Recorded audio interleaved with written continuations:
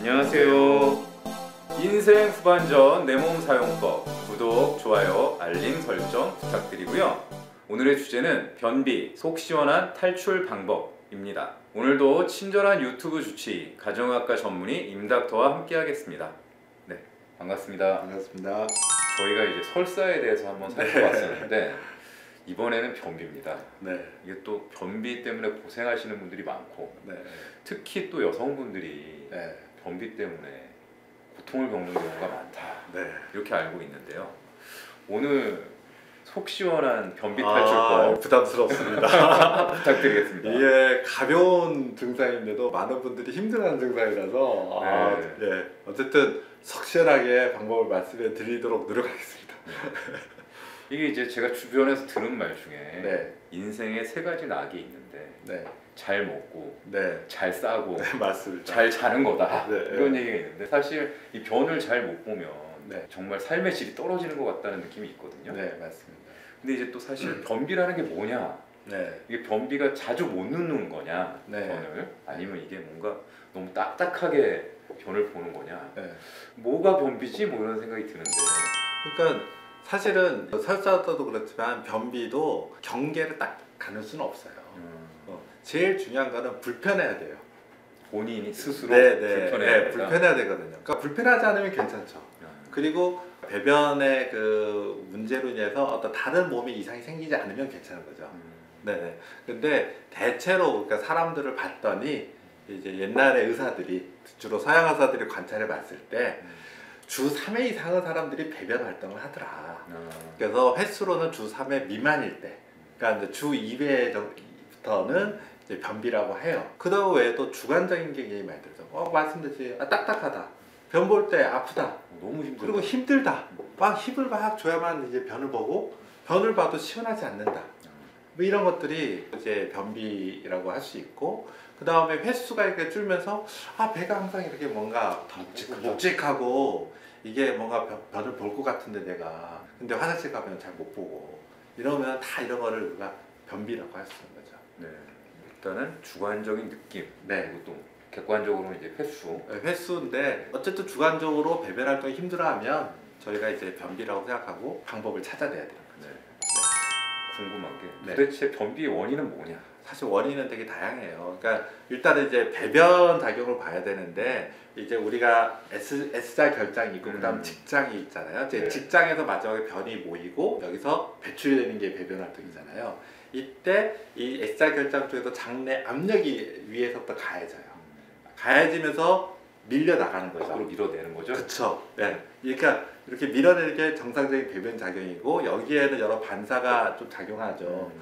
대표적인 게 우리가 뭐 먹으면 갑자기 시도가 오잖아요. 위를 자극하고 그러면 이런 배변 반사가 이제 시작을 또 하기도 하고 또 직장 내 일정한 압력이 차면 또 이렇게 작용을 해요. 근데 어쨌든 그건 반사라는 거는 의식하지 않아도 생기는 거고요. 조절도 되는 거죠. 예, 그렇죠. 그런 건데 그러니까 이런 건 작용이 잘 안 되는 거죠. 안 되는 건데 크게 보면은 여러 가지가 있지만은 이 장 운동이 이렇게 활발하지 못하고 는 경우에 이런 변비가 생겨요. 예. 그리고 장이 어디가에 막혀 있다. 어떤 막히는 어떤 질환이 있어요. 이런 경우도 당연히 그런 변비가 생기겠죠. 폐쇄성 질환일 때. 또 이런 아까 반사라고 표현하고 이런 장 기능이라는 거는 신경들이 작용하거든요. 네. 그러면 여기 이런 직장이나 이런 대장 쪽에 신경 쪽에 작용하는데 이상을 초래하는 어떤 질환이 있을 때 대표적인 게 이런 척수 질환이죠. 척수 손상에 의해서 질환이 있을 때 소변을 보는 것도 장애가 오지만 변비도 나타날 수가 있죠.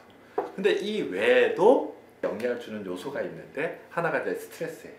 이 스트레스라는 거는 굉장히 모호하죠. 흔히 말하는 과민성 대장 증후군이라는 병도 있지만 이렇게 보시면 되는데요. 우리가 이제 그 뇌의 세포들 사이에서 신경 전달 물질이 있다는 표현을 이제 많이들 아실 거예요. 그런데 이 신경 전달 물질이 뇌에만 작용되는 게 아니라 장내에도 영향을 주고 또 장의 기능이란 반사는 자율신경이거든요. 그러니까 사람마다 어떻게 작용하는지는 아직까지는 명확히 밝혀져 있지 않으나 이런 스트레스, 그 다음에 불안이라는 요소들이 이런 장 기능을 저해시킨다던가 이런 걸로 해서 역시 변비를 또 유발할 수가 있어요. 자, 그러면 변비의 원인은 지금 네. 스트레스까지 얘기하셨는데 네, 그거 네. 말고 뭐 또 없나요? 그러니까 그거 말고도 요즘 또 많이 나오는 것 중에 하나가 섭취하는 음식하고도 영향이 있다는 얘기가 있어요. 그래서 섭취하는 음식 중에서 이 식이섬유 섭취량이 적으신 분이 경우에는 변비가 좀 생기더라 이렇게 좀 돼 있죠.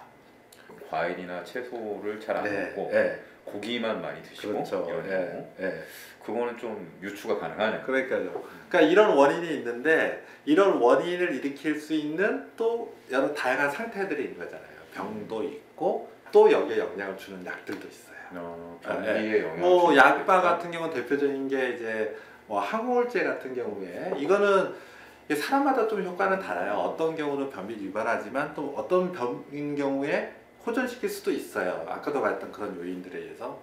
그 외에도 이제 그 혈압약, 특히 이제 칼슘 억제제 이런 것들은 또 변비를 또 유발하는 걸로 돼 있고요. 그 외에 뭐 이와 연관된 아까 말씀드렸던 요인과 연관된 어떤 질환들이 있을 경우에 이런 변비가 또 생기죠.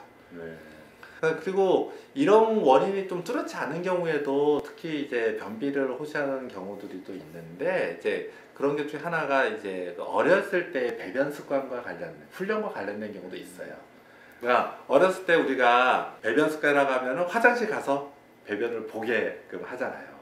일정한 연령이 되면 그렇죠. 그걸 배변 시키죠. 이 과정에서 이 습관이 잘못 적용이 되는 경우에 그러니까 처음에 자기가 배변을 보고 싶은데 이것 때문에 타임을 정하잖아요. 흔히 말하는 게 참는 게 참았어요. 많이 참다 보다 보니까 이런 변비가 생기는 경우가 또 간혹 있고 저희 어렸을 때 화장실은 굉장히 좀 더럽고 거기서 저희는 꿋꿋하게 근데 요즘 우리 청소년들은 안 그렇거든요. 그래서 좀 더러우면은 안 가죠. 네, 그런 것들이 또 이제 습관적으로 해서 하다 보면 변비를 유발하는 경우가 있고 그래서 약간 만성적으로 이제 변비가 이제 갖고 있는 그런 경우 젊으신 분도 꽤 있죠. 예를 들면 공중 화장실이나 밖에서 이 변을 보기가 힘들어하시는 분들이 있을 수 있다. 참는 거죠 본인이. 뭐 힘들다기보다는 싫어서 참고 이러다 보니까 뭐 치질이나 치액이 동반되시는 분도 있고 뭐 그렇게 하면서 이제 변비를 가지시는 분도 계시죠.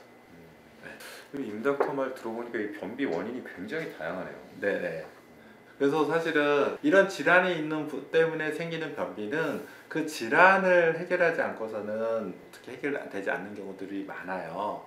근데 이 질환주에서는 예를 들어 척수 손상 같은 경우는 해결이 안 되잖아요. 이렇게 이제 어쩔 수 없는 경우도 있지만 예를 들어 갑상선 기능 저하증 같은 경우에는 그 갑상선 기능 저하증이 호전되면 변비도 좀 나아질 수 있죠. 그런 어떤 차이점이 있고 그런 질환 영향이 있고 어쨌든 거기에 대해서 일단 판단해야 되고 그런데 뭐 특별하게 이 변비를 유발하는 질환이 없는 경우에도 그런 변비가 내가 불편하다. 사실 오늘의 초점은 여긴 것 같아요. 이런 경우에 그러면 우리가 도움이 될 수 있는 게 뭐냐? 이거를 이제 제가 오늘 좀 말씀을 드려야 될 것 같습니다. 그게 제일 궁금한 거죠. 이 일반적인 그런 변비의 경우 어떻게 해결할 거냐? 해결 방법 알려주시죠. 네, 알겠습니다. 그러니까 아까 여러 원인이 있는데 사실은 이거거든요. 장 운동은 사람마다 다른데 아직은 장 운동을 측정해서 뭐 예를 들어 1, 2에서 누구는 좋은 분, 나쁜 분 알 수 없어요. 그렇죠? 그러니까 방법이라는 건 뭐냐면 우리가 어떤 작용을 해서 변화를 줄 수 있는 요소를 지금 작용을 하는 거거든요.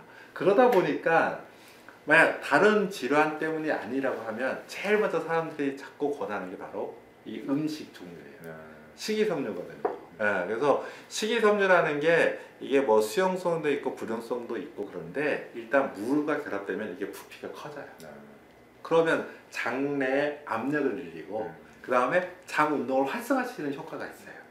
아까 배변이라는 게 뭐라 그랬어요? 직장 내 변이 모이지만 이미 장에서부터 그런 압력이 계속 가해져서 장 운동이 활성화돼야 배변을 본다고 했잖아요. 그리고 그 변을 딱딱하지 않게 만드는 요소가 또 식이섬유거든요. 조사를 해보니까 대개 하루 평균 이건 이제 연령대마다 다르지만 성인의 경우에 대개 20에서 30g까지 식이섬유를 먹으면 많이 이 배변에 대한 증상이 호전된다고 알려져 있어요. 채소나 과일을 많이 먹어야겠네. 네. 뭐 그래서 20에서 30 기준을 보니까 뭐 매우 작은 접시에 하루에 채소를 한 3회 정도, 과일 한 2회 정도 이 정도만 먹어도 하루에 20에서 30g이 나온다는 거예요. 그러니까 우리가 식사하실 때 접시 하나에 그냥 과일이나 채소를 조그맣게 해서 우리가 몇 개씩 먹는다 이렇게 생각하시면 되고요. 그래서 좀 재밌는 건 있죠. 첫 번째는 뭐냐면 그러면 변비 있는 사람과 변비 없는 사람을 비교했을 때 식이섭취량이 차이가 나느냐? 차이가 나는 경우도 있지만 꼭 차이가 난다고는 아니에요. 그래서 생각해보면 음식만이 요인이 아니잖아요. 사람마다 장운동이라든가 여러 요소들이 다르니까. 그러겠죠. 그런데 한 20, 30g으로 늘리면 배변이 불편했던 분도 좋아지더라. 많은 분들이. 일정량 이상을 조금 20에 30g 정도로 넘겨서. 네네. 그래서 지금 내가 좀 불편하다 이런 분들은 식이섭취량을 좀 늘리시면 좋다는 거죠. 그러니까 평소에 본인이 뭐 안 먹는 건 아닌데라고 생각을 해도 네. 변을 보시는데 불편하다면 평소 네. 먹던 양보다는 좀 더 늘려서 네. 식이섬유를 섭취하는 게 좋다. 하면 배변 습관이 나아지더라 이런 거고요. 그러니까 한 가지 주의하실 거는 이게 물을 같이 많이 드셔야 돼요. 물도 같이. 이게 그렇지 않으면 이게 물이 들어야 이게 팽창이 되면서 그런 긍정적인 거 나오거든요. 근데 물을 같이 안 드시면은 오히려 변을 딱딱하게 해서 변비를 유발할 수 있어요. 네. 과일, 채소 섭취도 중요하지만 네. 이와 함께 물도 같이 마셔라. 네, 물도 같이 마셔야 되고 그다음 모든 것도 그렇지만은 너무 과량 20에서 30g인데 이거의 2배 이럴 경우에는 안 좋을 수도 있다. 네, 그래서 이게 물도 흡착하지만 몸에 좀 미네랄도 흡착을 해서 가령 뭐 철분이라든가 지용수, 비타민 섭취를 오히려 흡수를 좀 저해할 수도 있다 이런 얘기들이 있어요.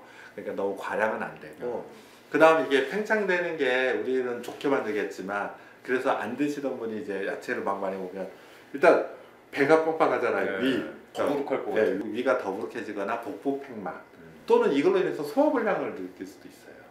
또 변비 때문에 식이섬유 너무 좋다고 해서 그래서 이제 너무 많이 먹으면 제가 권하는 거는 되게 하루 5g씩 한번 늘려보라. 서서히. 네. 뭐 예를 들어 전혀 야채를 안 드셨던 분은 뭐 채소 뭐 쌈 한 몇 개를 그래서 하루에 한 끼 정도를 좀 드셔본다든가. 그냥 본인이 불편하지 않을 정도 이렇게 드시면서 서서히 늘려가시면 좋지 않겠냐 이렇게 생각하는 거죠. 그러면은 먹는 거 말고 또 네. 다른 방법은 없나요? 근데 이게 먹는 거 말고 하는데 이게 핵심입니다. 먹는 게 핵심이다. 1번이 빠뜨린 다른 방법은 소용이 크게 없다. 효과가 없어요. 그래서 1번 식이섬유를 늘리는 거는 무조건. 두 번째도 핵심인데 이것도 거의 무조건인데요. 활동을 늘려야 돼요. 활동을 늘려라. 예. 제가 권해드린 게 최소 일주일에 3일 이상, 30분 이상 걷기잖아요. 네. 변비 나아집니다. 완전히 해결된다고 제가 말씀을 못 드리겠고요. 대부분의 경우 많이 나아집니다. 그러니까 이렇게 걷기라든가 달리기 운동을 하면 이게 그 장운동의 활성화를 일으키고 아마 근력 운동 하시는 분도 느끼실 거예요. 이게 영향을 주고 이제 근력 운동 하시는 분은 코어 운동이라고 우리 표현하죠. 네, 그런 거 하시게 될 경우에 장 운동에 자극이 가요. 네. 주 3회 이상 운동을 하는 게 성인병 예방에만 좋은 게 아니라 변비에도 좋다. 네. 그래서 사실은 이런 식이섬유하고 그 다음에 이 운동하는 이 두 가지가 사실 핵심인 거고요. 나머지는 사실 적용하기가 좀 사람마다 다를 것 같아요. 자, 그러면 지금 해결책으로 식이요법하고 운동요법 얘기해 주셨는데, 네. 근데 또 변비하면 사실은 딱 변비 탈출법으로 제일 먼저 떠오르는 거는 네. 광고 때문인지 변비 약이거든요. 아, 변비약 그쵸. 네. 근데 이제 이후에서 말씀드리겠지만 사실은